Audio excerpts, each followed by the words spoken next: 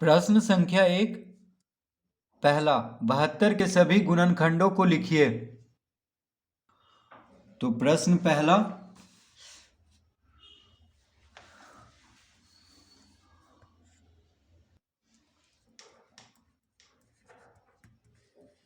बहत्तर के सभी गुणनखंडों को लिखना है। तो 72 जिस जिस भी संख्या से विभाजित होता है उसको लिख देना है। जैसे 72 देखिए 1 से विभाजित हो जाता है, ठीक है। 2 से भी होता है, 36 दूना 72। 3 से भी होता है, ठीक है, 24 तिया 72। 4 से भी होता है, 4 18 चौक 72, ठीक है। 6 से भी होता है, 12 छक 72। 8 से भी होता है, 8 नंबर 72। फिर देखिए 9 से भी होता है, 9 8 72, ठीक है। 10 से तो होता नहीं है तो 10 नहीं लिखेंगे। जैसे 7 से नहीं होता तो 7 नहीं लिखेंगे, ठीक है। 5 से भी नहीं कटता है 72 तो 5 भी नहीं लिखेंगे। 11 से भी 72 विभाजित नहीं होता है तो 11 भी नहीं लिखेंगे। 12 से विभाजित होता है तो 12 क्या हुआ इसका गुणनखंड, तो 12 छक 72, देखिए 12 से कट जाता है। 13 से भी नहीं कटता है 72, 14 से भी नहीं, 15 से भी नहीं, 16 से भी नहीं कटता है, 17 से भी नहीं कटता है, 18 से, 18 चौक 72। फिर अब देखिए 19 से भी नहीं कटता है, 20 से भी नहीं कटता है 72, 21 से भी नहीं, 22 से भी नहीं, 23 से भी नहीं, 24 से, 24 तिया 72, ठीक है। 25 से भी नहीं, 26 से भी नहीं, 27 28 29 30 31 32 33 34 35 से तक भी नहीं कटता है। 36 से, 36 दूना 72। और फिर 72 से देखिए 72 एक बार में कट जाता है तो 72 भी 72 का गुणनखंड हुआ।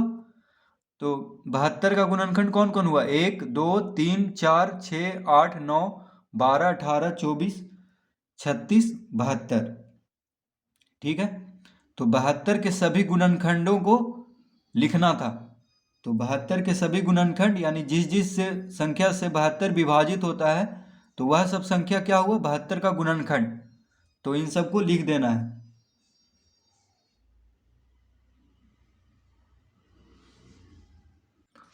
प्रश्न दूसरा, 7 के सभी गुणज ज्ञात कीजिए जो 120 से कम हो। तो पहला का दूसरा में, पहला प्रश्न का दूसरा कह रहा है 7 के सभी गुणज ज्ञात कीजिए जो 120 से कम हो। तो 7 का सभी गुणज ज्ञात करना है जो 120 से कम हो। तो बस 7 का पहाड़ा लिखते जाएंगे। देखिए 7 का 7, 7 दूनी 14। जब भी गुणज का बात करें तो पहाड़ा लिख देंगे, जिसका भी गुणज का है उसका पहाड़ा लिखेंगे। तो 7 का 7, 7 दूनी 14, 7 तिया 21, 7 चौक 28, 7 पचे 35, 7 छक 42, 7 सते 49, 7 अठी 56, 7 नमा 63, 7 दहा के 70, 7 गुना 11 77, 7 गुना 12 84। देखिए 12 सते 84 होता है। 13 सते 91, 14 सते 98, 15 सते 105, 16 सते 112 और 17 सते 119। तो देखिए 119 120 से कम है तो 7 का गुणज कह रहा था जो 120 से कम हो, यानी 7 के सभी गुणज लिखना था कहाँ तक, जो 120 से कम हो। तो देखिए ये सब 120 से छोटा है यानी कम है तो 7 का पहाड़ा लिख देना है कहाँ तक, 120 से कम जो संख्या है वहाँ तक। तो 119 से अगर आगे बढ़ेंगे तो 120 से ज़्यादा आ जाएगा, इसलिए 119 तक ही रोक देना है। तो देखिए 7 का 7, 7 दूनी 14, 7 तिया 21, 7 चौक 28, 7 पचे 35, 7 छक 42, 7 सते 49, 7 अठी 56, 7 नंबर 63, 7 दहा के 70। अब 7 दहा 70 हो गया तो 7 11वां 77, 7 गुना 12 84 यानी 12 सते 84, 13 सते 91, 14 7 98, 15 7 105, इस तरह से बढ़ते जाना है, ठीक है। 7 गुना करते जाना है, तो 15 7 गुना 15, 7 गुना 16 112, 7 गुना 17 119, ठीक है। तो यहाँ तक लिख देना है पहाड़ा, 7 का पहाड़ा कहाँ तक, 19 तक, ये 17 तक, यानी 7 गुना 17 तक, तो 119 आ जाएगा, जो कि 120 से छोटा है सब, ठीक है। प्रश्न पहला का 3, अभाज्य युग्म के 5 युग्म लिखिए। तो अभाज्य युग्म के, यानी अभाज्य युग्म को हम ट्यून प्राइम्स बोलते हैं इंग्लिश में, ठीक है। 5 युग्म लिखना है। तो अभाज्य संख्या मतलब क्या होता है, ऐसी संख्या जिसका, यानी ऐसी संख्या जो सिर्फ अपने आप और एक से विभाजित हो, उसको अभाज्य संख्या कहते हैं। जैसे 3 देखिए, जैसे 2 क्या है, एक से विभाजित होता है और अपने आप से, 3 5 7, ये सब क्या हो गया, अभाज्य संख्या। तो यहाँ पे अभाज्य युग्म लिखना है, तो 5 युग्म लिखना है, ठीक है। तो देखिए अभाज्य युग्म मतलब हो गया 3 5, ठीक है। एक हो गया ये, देखिए 3 5, तो 3 भी अभाज्य है और 5 भी अभाज्य है, तो ये हो गया अभाज्य युग्म। दोनों देखिए लगातार है, 3 के बाद 5 आता है अभाज्य संख्या, और इसका अंतर 2 है, यानी एक ही संख्या इसके बीच में है बस, भाज्य संख्या जो 4 है, यानी इस तरह का संख्या को हम अभाज्य युग्म कहते हैं। और हो गया 5 7, और हो गया, फिर देखिए 11 13, 11 13, तो एक संख्या 2 अभाज्य युग्म, युग्म मतलब जोड़ा में रहे, तो 3 5 5 7 11 13, सबका देखिए अंतर, यानी इसमें बस एक ही संख्या है बीच में, यानी अंतर 2 है। 7 में से 5 गया 2, 13 में से 11 गया 2, 5 में से 3 गया 2, बस अंतर 2 होना चाहिए। 11 13, 11 भी अभाज्य है और 13 भी।